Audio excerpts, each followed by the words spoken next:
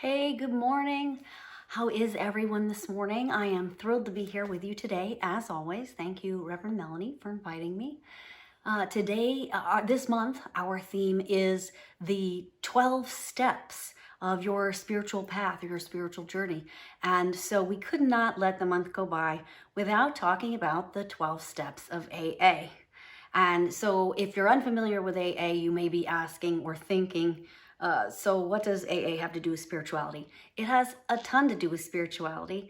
It is basically a spiritual program for people to find new tools in their lives and new ways of looking at things, new perspectives, new levels of responsibility, and combine that with belief in something greater than themselves so that they can overcome, in this case, typically the obstacle would be alcoholism or addiction. So why am I talking about AA? I was introduced to the family rooms of AA, which would be Al-Anon, Co-Anon, Ar-Anon, that sort of thing, because I was in a position where I had somebody in my inner circle that was an addict. And it was recommended to me that I go to the family rooms. And that was wonderful for me because I had rebelled when I was about 16 years old, maybe 17. I went running away from the church like my hair was on fire. I had become very disenchanted with the things that I was seeing and, just really not very happy with organized religion from my experience of it. Let's say it that way to that date. I just could not buy into the way things were being done and what I was being told. So I fled. I always had some kind of belief that there was something greater than me, looking out for me even at some points that I had experience. Some of you know that I do psychic healing work and stuff like that. And I had experiences since I was younger, maybe my teenage years, where there were things that just could not be explained. And so I definitely knew that there was stuff out there that was not just us here in the physical body. And one thing I can be grateful for is that there was a sense of something greater instilled in me from childhood, even though that is not necessarily the path that I have ended up taking in exactly the same form. So I got into the family rooms of AA, which do work the same 12 steps through a life circumstance. And that was the first time that I had touched spirituality in many years. And it was a real loss for me to not have that touch point for so many years because I was so disheartened with what I was being shown previously. So it was interesting that it was through adversity and struggle and trying to help somebody else that I ended up back in the rooms. So let's just start right there. You're in the room. One of the first things that you learn when you go to a family room is that you work the same 12 steps that the addicts or alcoholics in your life are working, hopefully. Maybe they're not even in the program, but you can still use these steps to change your own perspective and basically get healthy. That's what it's about. It's about getting your focus, getting centered, getting real, and getting healthy and getting your priorities where they need to be. So one of the first things the first step is came to an understanding, this is me paraphrasing, but came to an understanding that our lives had become unmanageable.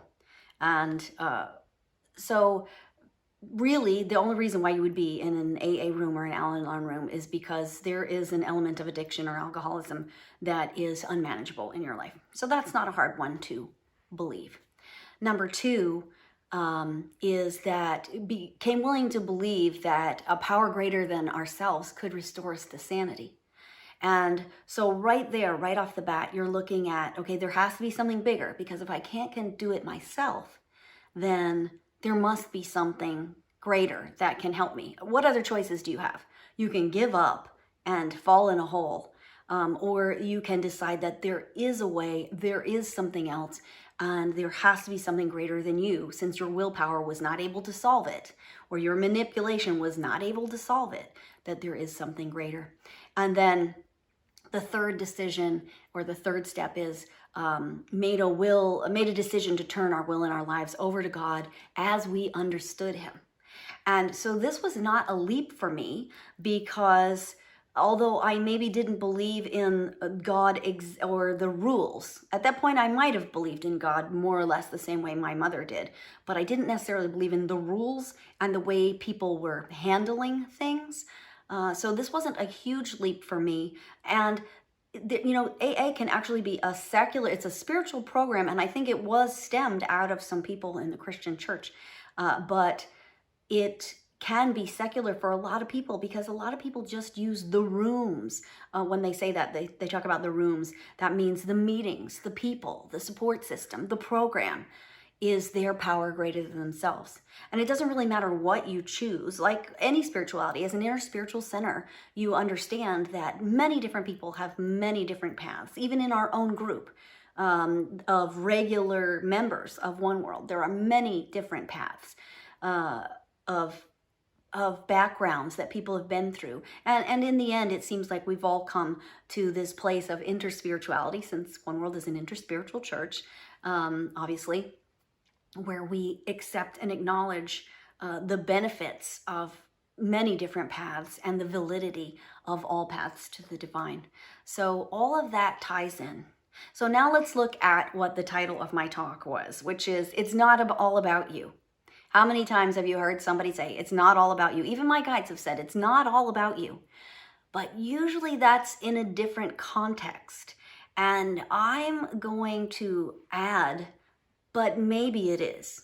Maybe it is. It's not all about you when you're trying to manifest something into your life and it's not coming on your schedule. There are other factors. There are other people at play. And even dealing with alcoholism and addiction, there are other factors and other people at play. If I'm in a family room, I got there because of other people in play in my life.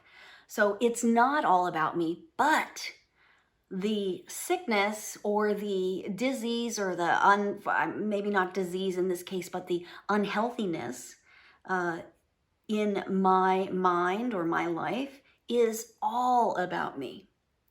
They say God helps those who help themselves. I just did an article on this in my podcast. I was doing a Mother's Day article on the art of creation and manifesting. And there is a step that sometimes is overlooked, especially in metaphysical and new thought stuff. It's, if we just think it right and see it right, envision it right, it'll all be fine and it'll all work out. It's going to take a fraction of the effort. Well, yes, and there's also the real world component.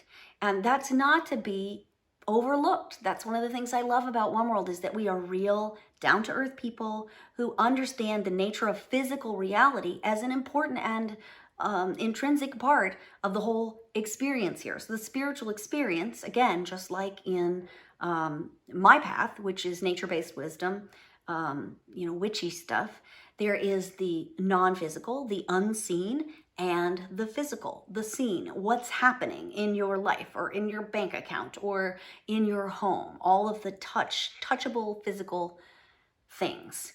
So really what happens in the AA program is that it brings you back to understanding that if you're there, it's because you're focused on somebody else and things outside of you. What does Brian Perry say? He says, you got to be in your hula hoop. If you're in a family room for AA, you are probably got there because you were way outside that hula hoop. You were trying to fix somebody else, help somebody else, do this, do that. The 12 steps is often used for Codependence Anonymous too. And there's a reason for that. So in any case, when you get past the first 3 steps, which are the my life had become unmanageable, I believe there must be something greater, and I become willing to turn my will and my life over to that something greater. The next ones are a lot of hard work.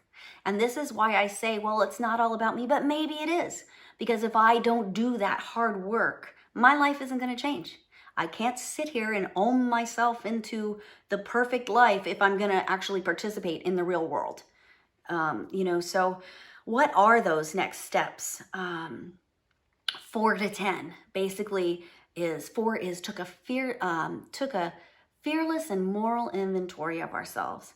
So you write down all of your resentments and places where people have harmed you or you perceive that they've harmed you. And it's a really in-depth program. If anybody is interested in personal development, I mean, it's a lot of work, but it makes things very clear. You can see where you've kind of been falling down on the job and not taking personal responsibility. If you're the person that's always, it's somebody else's fault that I'm having this hardship. It's somebody else's fault that this happened, or well, that happened, but I had nothing to do with it. Sometimes that is how things unfold. But if it's a trend, and with addicts and alcoholics, it does tend to be a trend from what I've witnessed, and I was in there a long time, many, many, many years. There tends to be people coming in thinking that the world is happening to them and it has nothing to do with them. And what this program does is it turns that around. Because when you make your searching and fearless moral inventory, you got to get real. And you got to look at all this baggage that you've been hanging on to, and then you measure it against these markers of, well, why do I have baggage? Why do I have feelings about this? Well, maybe it was a threat against my ego. It was a threat against my security, my financial security. There's a whole list of things. And if you have a really good sponsor in this program, for those of you who don't know, you are encouraged to get a sponsor, not just show up at meetings and talk the talk, but actually do the work and walk the walk. They say it works if you work it. But it doesn't work if you just talk about it and you don't do it. So you're encouraged to get a sponsor who's been in the program a long time, has good results, is really walking their talk and can walk you through this stuff. And then once you've done that inventory, and I know guys, I seriously have a friend, he used 4 notebooks, 4 big fat binder notebooks to get through his 4th step. I mean, he was serious, and he's an amazing human being as a result of all this work. And I'm sure he was before too, but once he got through all this stuff, he gets to shine that real self underneath of all his potential and what he's capable of. So once you've done that work, the next step, which would be 5, is, you admitted to yourself and another human being the exact nature of your wrongs. Anybody who's ever been in coaching knows that when somebody says it out of their own mouth, you can't tell somebody something if they don't want to hear it. They just don't hear it. It's not a problem until they think it's a problem. But when it comes out of their own mouth, because they've done the work, they followed the steps or whatever it is, and they have to admit, okay, this I could do better. When it comes out of your own mouth and not being forced on you, it's a pinnacle moment for change in someone's life, no matter what it is. For me, getting a divorce was like that. It was like I had to just get to the point where, I don't think a bunch of people were telling me, but I had to get to the point where I was willing to admit there was no other choice for my well-being. And it needed to come from me, not from anybody else. And I'm sure you've seen this before.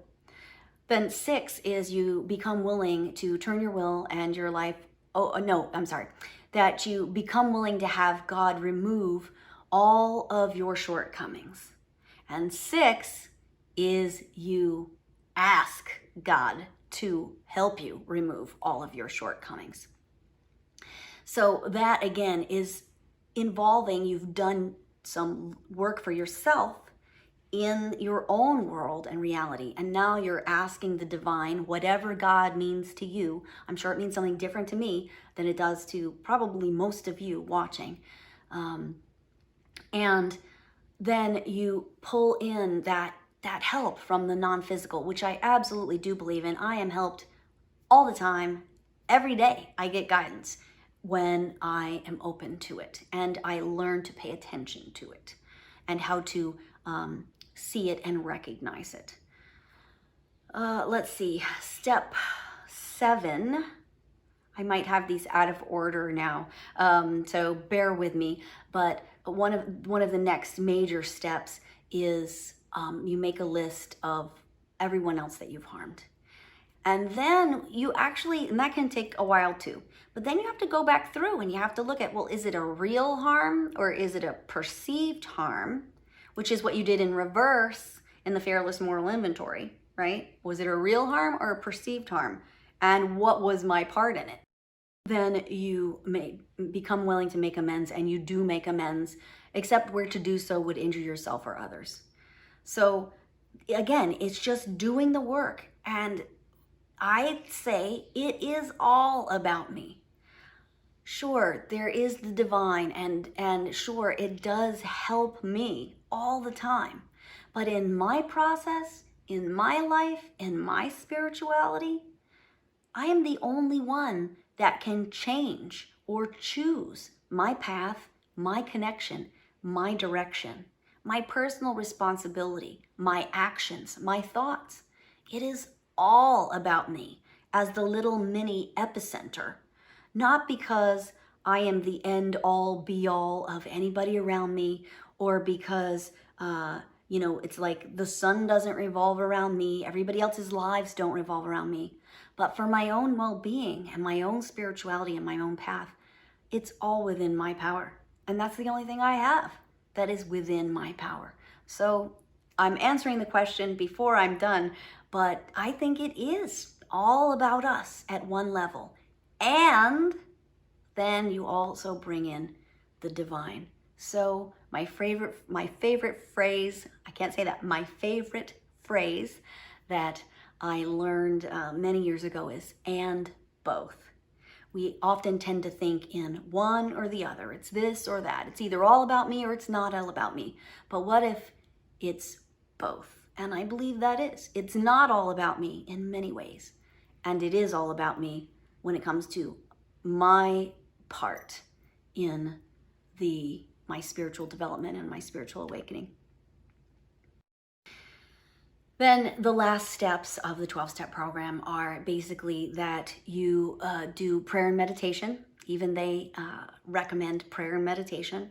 Or, you can substitute that for any kind of contemplative work that you have that helps you to connect to the concept of something greater than yourself. It might be the world or environmental stuff, or it might be just the well-being of humanity. Whatever that is for each person, it doesn't matter. It's personal. Your spiritual journey is obviously personal. I know you all know that.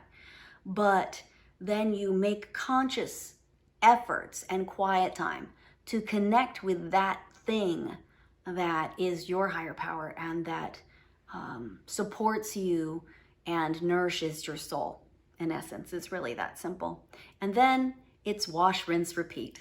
You make amends, you pay attention to your part all the time, ongoing, so you're constantly recycling these steps. You pay attention to when you're catching a resentment and you analyze it, you make it right. If you harm somebody else, you recognize it, you take responsibility, and you make it right as soon as possible. And you continue to do all of these steps, and then you go back and you help others and share your experience and what you've learned and what you know.